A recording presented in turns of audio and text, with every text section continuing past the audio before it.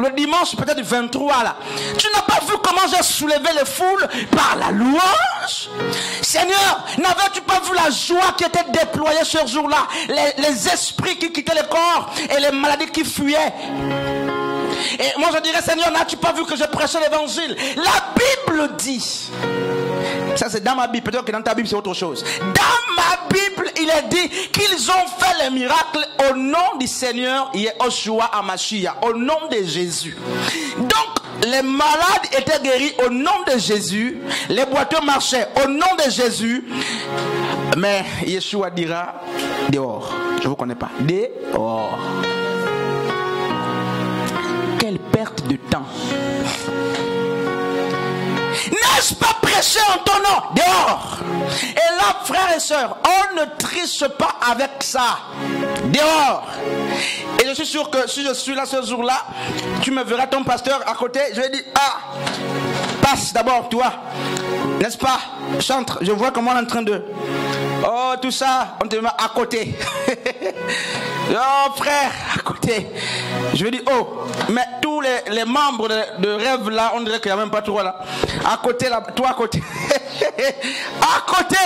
Et je vais dire, mais l'ancien là faisait quoi? Pourtant, l'ancien était toujours à l'église. Je voyais l'ancien pieuse. Hein, l'ancienne. Dieu t'est à dehors. Et quand on fouille, c'est pourquoi je vous dis que c'est-à-dire les églises, nos églises sont remplies, mais il y a trop de tombeaux blanchis. Un tombeau blanchi était mort à l'intérieur qui s'habille, qui a de la valeur extérieure. Dieu n'est pas dedans. Ayons honte de nous-mêmes.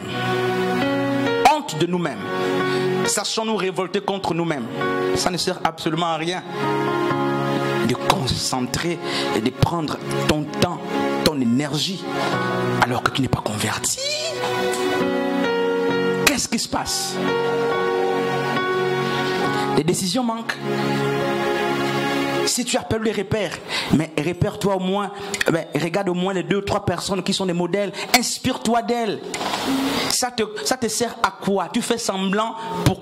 Il n'y a pas de salaire ici. Tu fais semblant pour qui? Pour avoir quoi? Tu es païen, cherche d'abord à devenir disciple.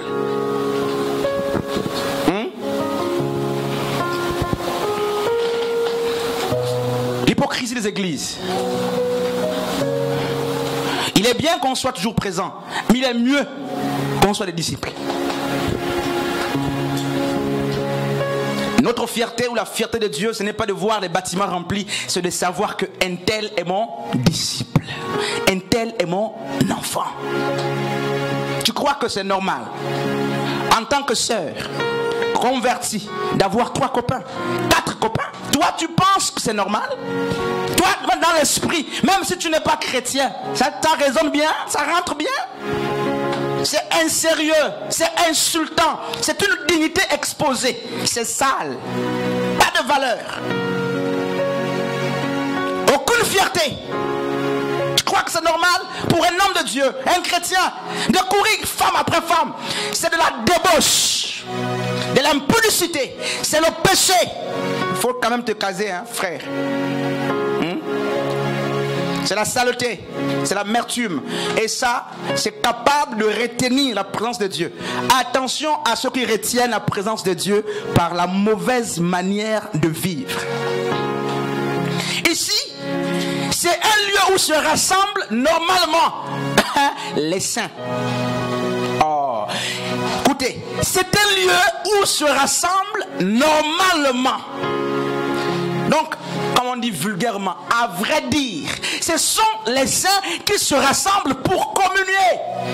Par exception, Dieu ajoute à l'église, pas de païens. Le Seigneur ajoute à l'église ceux qui sont sauvés. Et quand on se retrouve, ce type de message ne doit pas être prêché. Pourquoi? Parce qu'on doit enraciner la foi des gens.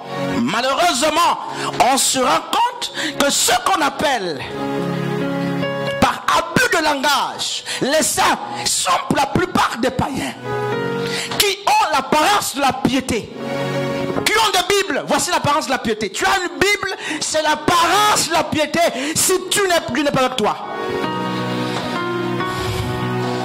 Voilà, c'est ça. Tu trouves que c'est normal? Toi, tu trouves que c'est normal?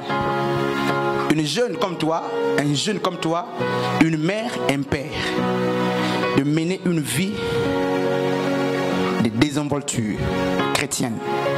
Tu rentres ici, là où je prêche, chaque jour tu rentres. Non, c'est pas comme ça que ça se passe. Moi, c'est pas comme ça que ça se passe, frère. Dieu t'a appelé comme ça? Oui. 3 ans ont suffi. Tous les apôtres étaient grands, avaient grandi, a changé de niveau. 3 ans. Toi, quand tu fouilles là, 8, 10 ans, 15. Mais les apôtres ont fait 3 ans. Pierre, qui ne savait pas parler là, 3 ans suffit, parlait. Parce que l'Esprit de Dieu n'a pas besoin de l'âge, n'a pas besoin d'assez de temps. 3 ans, le maître a formé les disciples. Et avant 3 ans, il les a envoyés en mission. Ici, 3 ans, on est des jeunes, bébés. Et 3 ans ici, on ne peut pas modérer, frère. 3 ans ici, on ne peut pas chanter. Ça là, c'est un retard de croissance. Ça va vous faire lever. Ça va vous faire lever. 3 ans, tu ne peux pas chanter. 3 minutes. Et en plus, tu chantes. Non, c'est pas comme ça que ça se passe. 3 ans. Tu es au lait. Quel lait? Quel lait? Pas le lait qu'on ne prend par humilité. Parce qu'on doit toujours désirer le lait, la parole. Non. Toi, en fait, 3 ans, tu ne décolles pas. Tu attends quoi? Non, c'est pas le même esprit qu'on a reçu. C'est faux. 3 ans, dirige la prière. 2 minutes. Non, frère, il y a un problème de conversion, un problème de formation et de maturité. Il y a un problème. En 3 ans, tu entretiens tes 3 copains là. 3 ans chacun, 1 année. Dans 3 ans, tu les entretiens dans la présence de Dieu. Frère, prophète, pasteur, homme de Dieu, femme de Dieu, à tout, frère. Non, c'est pas le même Dieu qu'on a croisé. Changeons. Oh frère, si seulement je pouvais prendre un fouet comme dans Jean. Yeshua a vu les marchands en train de profaner le temple. La Bible dit que pour restaurer l'ordre, il a pris le fouet. Et non frère, aujourd'hui le fouet c'est la parole. Ça c'est le fouet. Lève-toi. C'est quoi comment le même péché tu vas me dire non, supporter les faibles. Quitte là, supporter les faibles. Quel faible? Toi tu as le péché, tu ne veux pas quitter, tu dis je vais supporter les faibles. Non, quitte le péché. Supporter la faiblesse des autres, vous ne voulez pas supporter, vous avez des fautes. Ah non. Nous tous nous sommes imparfaits. Nous sommes imparfaits, pasteur. Imparfaits? C'est comme ça l'imparfait de 3 maris, 4 maris, ça c'est l'imperfection. Ça c'est le péché, la débauche, l'impudicité.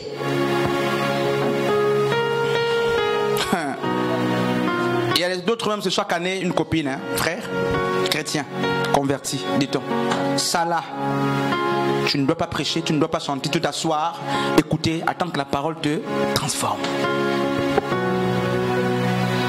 Et on ne se respecte pas soi-même. Tu amènes 4 femmes dans ton lit, et après tu parles en langue. Tu amènes. Ça c'est, vous voyez non? Ça c'est, oui, ça fait rire. C'est très bien. En 1 année, tu touches combien de femmes? Chrétiens. Sauf que tu es marié à la polygamie, on va comprendre. En 1 année, tu touches combien de femmes? Pour un chrétien. Et toi, pour une chrétienne, tu touches combien? Ça, on ne parle plus dans les églises. Ça, on ne parle plus. Parce qu'on dit sauver égale sauver. Non, c'est pas comme ça que ça se passe. On reconnaît l'arbre à son fruit. Changer de vie. Nous ne voulons pas des chantres parfaits à la dimension humaine, mais des chantres qui ont atteint la perfection de Dieu. Du moins les chantres qui sont disciples. Paul a dit je me traite dur. Des chantres aussi qui se traitent dur. Des anciens qui se traitent dur. Des pasteurs qui se traitent dur. Qui disent tout m'est permis mais tout n'est pas utile. Je peux avoir 4 copines. Ce ne sont pas les occasions qui manquent. On peut en avoir autant même par semaine. On a quand même l'argent aussi. J'ai l'argent ou quoi? Les moyens, la parole, on parle aussi bien, frère. Donc toi, tu es devenu le chef.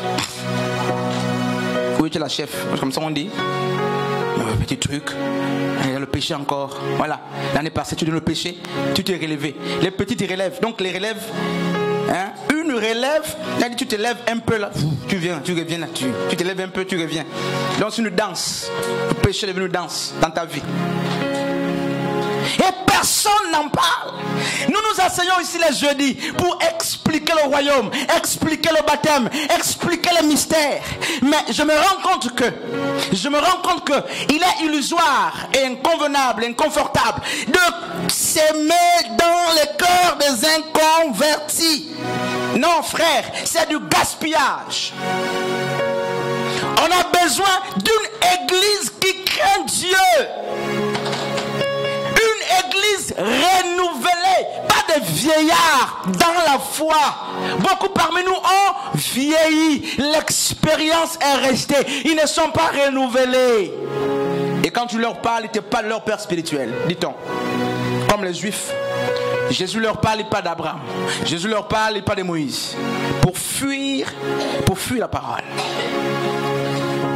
Alors frère, je vais terminer.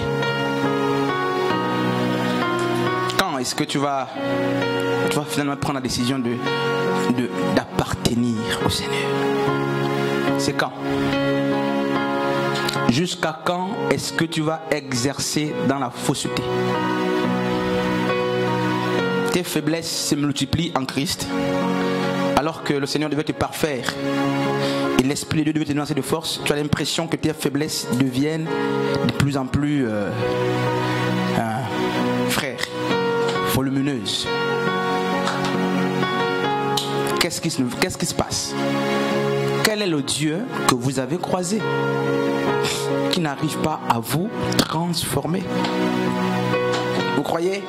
J'ai des gens avec qui je me suis converti. La sœur Anne me connaît, Anna. On connaît, c'est des petites sœurs. Et un jour, je rentrais à la maison après prédication, je rentrais, la petite sœur était à la maison, Emma. Elle a fait à manger. Elle a fait à manger et elle s'assoit sur la télévision, elle me regarde avec un regard insistant. Ça m'avait beaucoup marqué ce jour-là. Et elle me dit, ah tonton, parce que mes petites soeurs m'appellent comme ça, tonton, tu as persévéré, hein? Je dis, ça veut dire quoi? Ah, tu pries quand même depuis le petit âge, le bas âge. On riait, mais ça m'a beaucoup touché. Tu vois, j'étais beaucoup, mais beaucoup ne sont plus dans le Seigneur. C'est ma petite soeur propre qui a observé, qui a dit, ah, tu as persévéré. Ça m'a beaucoup travaillé cette parole. L'époux aussi dit, ah, tonton, tu es tombé, hein? Il dit, tonton, tu as persévéré. Et je dis à Dieu, Seigneur, le chemin, il est long. Il est long. La persévérance. Désirons le renouvellement. Dieu veut mettre en nous un vin nouveau.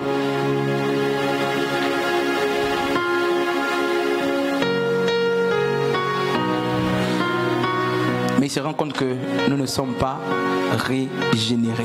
Il ne peut pas mettre. C'est impossible.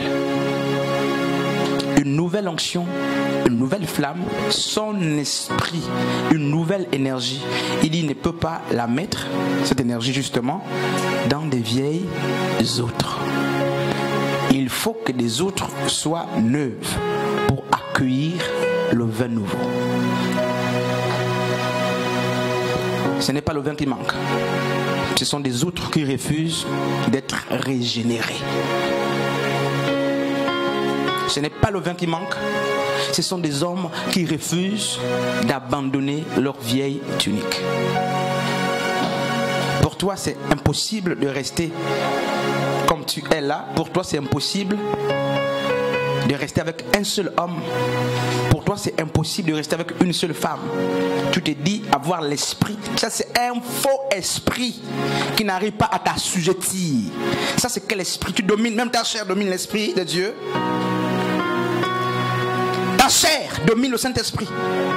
Non, impossible. C'est parce que tu marches par la chair que tu ne peux pas accomplir les désirs de l'esprit.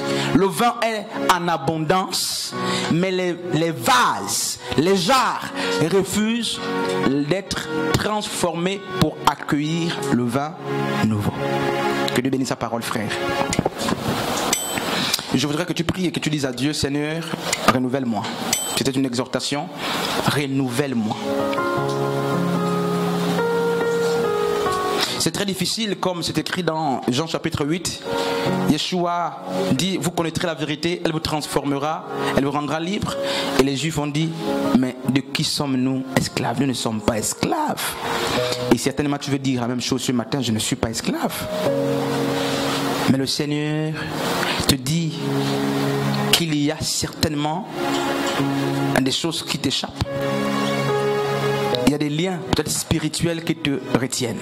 C'est pourquoi les choses que tu abandonnes très souvent, 2 jours, 2 semaines, 1 mois après, elles te réclament et tu reviens. Ne pleure pas, frère Teddy. Prie le Seigneur, que Dieu te console. Je ne sais pas si on peut m'augmenter. Tu as laissé le péché derrière, mais il t'a tenu aujourd'hui.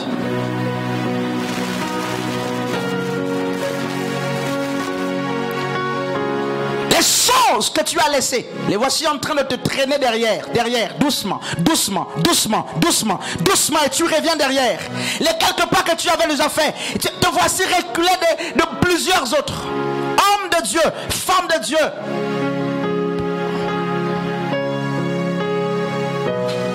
Tu n'es pas obligé de te conformer au siècle présent. Tu n'es pas obligé de te conformer au siècle présent. Regarde et souviens-toi d'où Dieu t'a sorti. Souviens-toi d'où Dieu t'a sorti. Tu n'étais rien. Tu n'étais rien quand Dieu t'a trouvé. Il t'a pris de la boue du péché pour t'amener dans sa présence. Il t'a pris de la boue de la famille où tu étais oublié. Tu étais dans la forêt familiale. Le Père a jeté ses regards sur toi. Il t'a sorti de l'esclavage de la tradition. Il t'amène dans le royaume de Dieu pour que tu vives la justice de Dieu. Mais te voici, comme c'est écrit dans Exode 17, ce peuple d'Israël qui est sorti de l'Égypte, qui a revendiqué l'eau et qui a pu dire à Moïse, pourquoi nous as-tu fait sortir de l'Égypte où nous avions à manger et à boire pour nous soumettre au plat de la manne et à la soif? Homme de Dieu, beaucoup se plaignent, n'est-ce pas? Ils sont en train de dire à Dieu, Seigneur, tu m'as sorti de ces hommes, de ces femmes, mais en fait je dépendais d'eux, je m'en sortais. Depuis que je suis à toi, et rien ne va, et depuis que je suis arrivé, plus rien ne va. Laisse-moi te dire, homme de Dieu, femme de Dieu, frère, sœur, c'est la nostalgie du désert. Il faut forcément passer par le désert avant d'aller à Canaan. Frère, le désert sépare l'Égypte et Canaan. Le désert est imposé dans la vie de tous les ministères, dans la vie de tous les vrais enfants de Dieu. Un désert s'impose, mais la victoire est acquise. Il suffit que tu gardes la foi. La victoire est acquise, frère. Canaan est presque là. Il faut que tu persévères. Il faut que tu persévères. Mais dans la persévérance, il y aura des obstacles, frère. On ne peut pas parler de persévérance s'il n'y a pas de chute. Mais